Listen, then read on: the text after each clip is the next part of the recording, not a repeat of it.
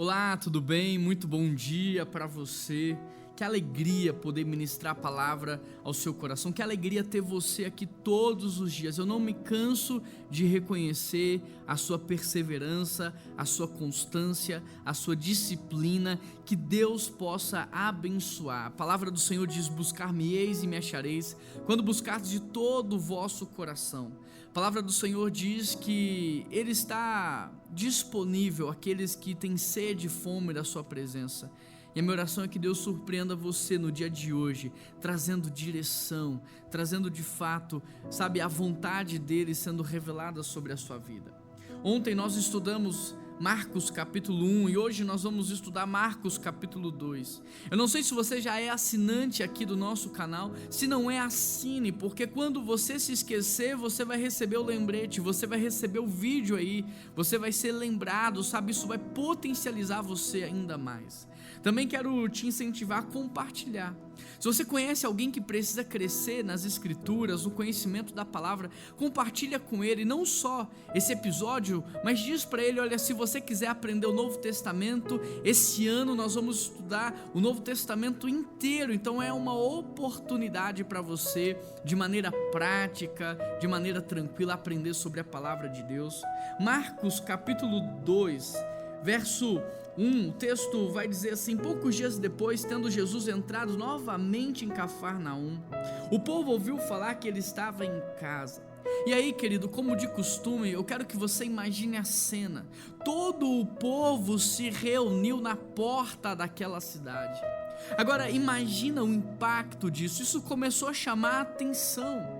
E aí as autoridades, os governantes, todos começaram a se aproximar para ver o que estava acontecendo ali. Interessante porque algumas pessoas, sabendo do poder que Jesus tinha e sabendo que havia uma necessidade, havia um paralítico, eles pegaram esse paralítico e levaram até Jesus. Esse texto me lembra da importância de termos amigos espirituais. Esse paralítico estava nessa condição por muitos e por muitos anos. Provavelmente ele nem mesmo tinha mais esperança sobre a sua própria cura. Mas aqui há amigos espirituais que olham para ele e dizem: há uma oportunidade para você. Essa oportunidade está numa situação mais complicada. Não é tão fácil chegar lá, tem uma multidão que vai impedir o nosso acesso a essa oportunidade. Mas como há uma oportunidade, nós vamos lutar por você. Como há uma chance, nós vamos, nos entregarmos por completo para que você tenha acesso a isso. Olha a importância de termos amigos espirituais.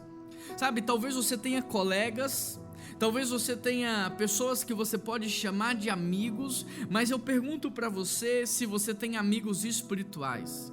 Pessoas que estão interessadas na sua vida, pessoas que não estão interessadas no momento de lazer, de prazer, pessoas que não querem tirar proveito de você, mas pessoas que mesmo quando você não tem nada para entregar, elas estão ali com você, pessoas que mesmo quando você não tem o que retribuir, elas estão ali com você, pessoas que mesmo quando você está caído, estão ali para te levantar e te ajudar. Você tem amigos espirituais, porque se você tem, agradeça a Deus, esse é um grande presente dos céus. E se você não tem, ore ao Senhor dizendo: Deus, coloque amigos espirituais na minha vida. Queridos, amigos espirituais são diferenciados. Amigos espirituais não são aqueles que vão estar com você só no churrasco, não são aqueles que vão falar com você todos os dias, não, mas são aqueles que na hora que você mais precisar, você sabe que pode contar.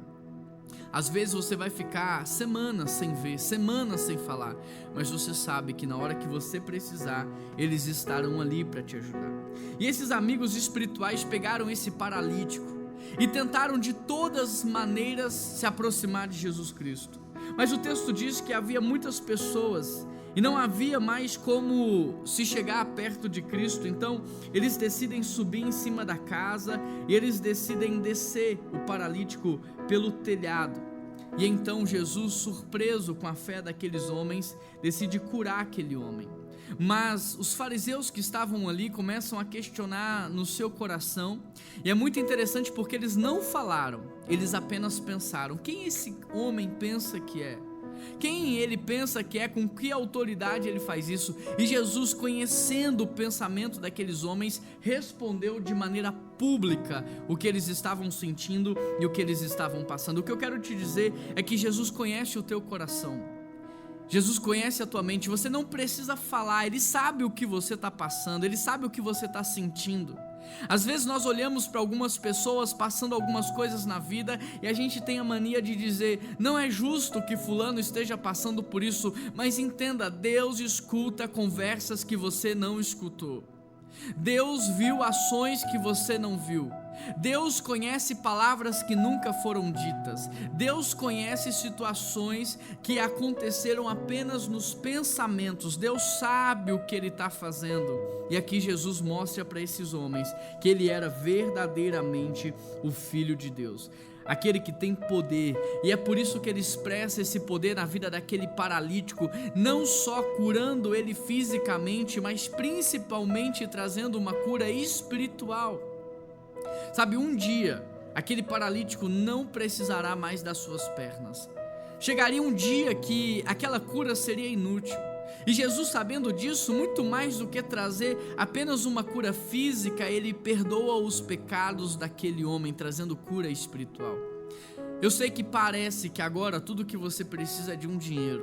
Eu sei que parece que tudo que você precisa agora é de uma saúde melhor, é de uma cura física, é de uma cura emocional. Mas se alegre se Jesus estiver de fato agindo na sua vida espiritual, porque é isso que de fato importa. É isso que ficará por toda a eternidade. É o que Jesus está fazendo na sua vida espiritual. Quando você tiver problemas com dinheiro, se alegre, porque é passageiro, porque não significa muita coisa.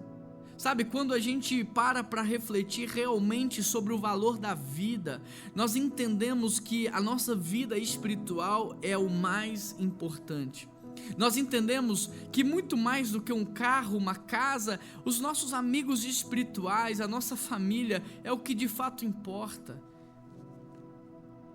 A partir do verso 13, Jesus ele vai sair dessa casa, depois da cura desse homem, e ele vai chamar então Levi, dizendo: siga-me.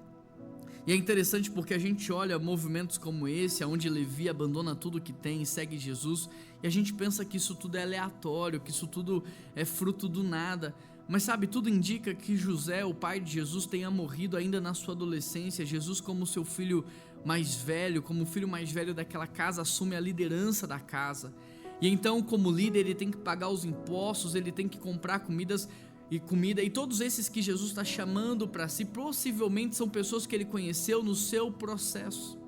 Por isso, entenda uma coisa: Deus tem um sonho para a sua vida? Tem. Deus tem um projeto para a sua vida? Tem. Mas o que vai te levar lá é o processo. Então valorize, respeite o seu processo. Respeite e valorize, porque a Bíblia diz que todas as coisas estão cooperando para o bem daqueles que amam a Deus. A partir do verso 18, Jesus ele vai ser interrogado em relação ao jejum, e ele vai trazer explicações sobre o jejum. Do verso 23 ele vai trazer explicações sobre o sábado. E sabe, ele vai falar a respeito do jejum. Olha, os meus discípulos não estão jejuando agora porque eles estão comigo, mas chegará o tempo em que necessário será que eles jejuem. Porque a própria Bíblia diz: olha, tem situações que você só pode vencer com jejum e oração, mas ali eles estão na presença de Cristo, eles estão na presença daquele que tem todo o poder e toda a autoridade. Mas chegaria o tempo em que Cristo partiria, enviaria o seu Espírito Santo, e nesse momento da vida nós deveríamos então orar, passaríamos então a ter essa necessidade de orar e jejuar, porque agora nós vamos usar o nome de Jesus, nós vamos batalhar de maneira espiritual. Ali Jesus está batalhando por eles. Mas a partir do momento em que Jesus vai preparar as nossas moradas, que o Espírito Santo desce, a partir desse momento agora nós somos capacitados, empoderados a lutar, a batalhar. E tem situações na vida, a própria Bíblia diz: a nossa luta não é contra a carne e sangue, e sim contra as potestades espirituais. Depois Jesus vai falar sobre o sábado, porque o povo estava idolatrando o sábado, mas Jesus vai nos dizer, olha, não foi o sábado que foi feito para o homem, ou o homem para o sábado, sabe, o que vocês precisam entender é que há coisas mais importantes, porque eles estavam querendo impedir que Jesus curasse no sábado, impedir que Jesus alimentasse a multidão no sábado, e Jesus está dizendo, olha, o sábado foi criado como uma ferramenta para vocês não são servos do sábado. O sábado foi criado como uma ferramenta para auxiliá-los, para potencializá-los na vida espiritual. Agora, se o teu irmão precisar de você, a vida dele é maior do que o sábado. Se houver uma necessidade de vida, isso é mais importante que o sábado. O que Jesus está nos mostrando é que muitas vezes nós ficamos cegos e não conseguimos entender o todo. E talvez o povo, por não ter o entendimento do todo, eles ficavam presos a algumas regras, a algumas direções que haviam naquele tempo. Jesus vem aqui para descortinar o nosso olhar, para nos mostrar o plano maior de Deus, o plano perfeito de Deus. Recapitulando aqui no capítulo 2 de Marcos, você precisa ter amigos espirituais. Você precisa cultivar amigos espirituais. Aquele paralítico, ele foi curado porque ele tinha amigos espirituais. Você pode ter colegas? Você pode ter colegas. Você pode ter pessoas na vida que você joga conversa fora. Você pode ter amigos que você joga conversa fora. Você pode ter amigos, mas sobretudo, cultive amigos espirituais. Amigos espirituais nem sempre estarão no churrasco. Amigos espirituais nem sempre estarão nas festas. Nem sempre serão pessoas que você vai falar todos os dias, mas são pessoas que quando você precisar, você sabe que elas estarão lá. Se não fosse os amigos espirituais, este homem não teria desfrutado de um milagre. Amigos espirituais são aqueles que estão dispostos a fazer qualquer coisa para que você cresça, para que você floresça, para que você desenvolva. E foi isso que esses homens fizeram. Eles pagaram um preço, eles carregaram aquele paralítico, eles tentaram acessar no meio da multidão e diante das dificuldades eles criaram alternativas até que eles levassem esse homem a Cristo. Amigos espirituais não falam o que você quer ouvir. Amigos espirituais não dão tapinha nas suas costas. Amigos espirituais, eles levam você a Cristo. Amigos espirituais te aproximam do Senhor, te aproximam do Salvador. A minha oração no dia de hoje é que Deus coloque na sua vida amigos mais chegados que irmãos. Que Deus coloque na sua vida hoje amigos espirituais e que Deus te ensine a reconhecer quem são essas pessoas. E que Deus, mais do que isso, te ensine a ser um amigo espiritual para aqueles que estão à sua volta. Que Deus te ensine também a se entregar, a pagar um preço para ajudar aqueles que estão ao seu redor. Que Deus te dê também compaixão. Que Deus te dê também um olhar bondoso, generoso, compassivo, para que você venha se colocar no lugar do outro, porque só alguém que consegue se colocar no lugar do outro vai se entregar pelo outro. Que Deus tire de você todo egoísmo, todo individualismo, e que Deus te dê esse olhar de graça, que Deus te dê esse amor que te direciona, que Deus te dê essa bondade que te coloque em ação. Pai, eu quero orar por cada pessoa que está participando desse devocional comigo aqui hoje, Pai. Hoje nós aprendemos tanto com o exemplo de Jesus. Nós aprendemos tanto com o exemplo desses amigos, nós aprendemos tanto com o exemplo desse paralítico, Pai, e nós pedimos ao Senhor, nos ajuda, Deus, para que possamos ser amigos espirituais, mais do que colegas, mais do que apenas amigos, mas amigos espirituais, aqueles que estão interessados na salvação, aqueles que estão interessados no crescimento espiritual, aqueles que vão, Senhor, levar os outros mais perto de Cristo.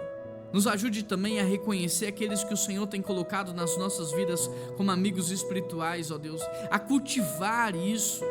Nos ajude, Pai, e que nós possamos todos viver aquilo que o Senhor tem para nós.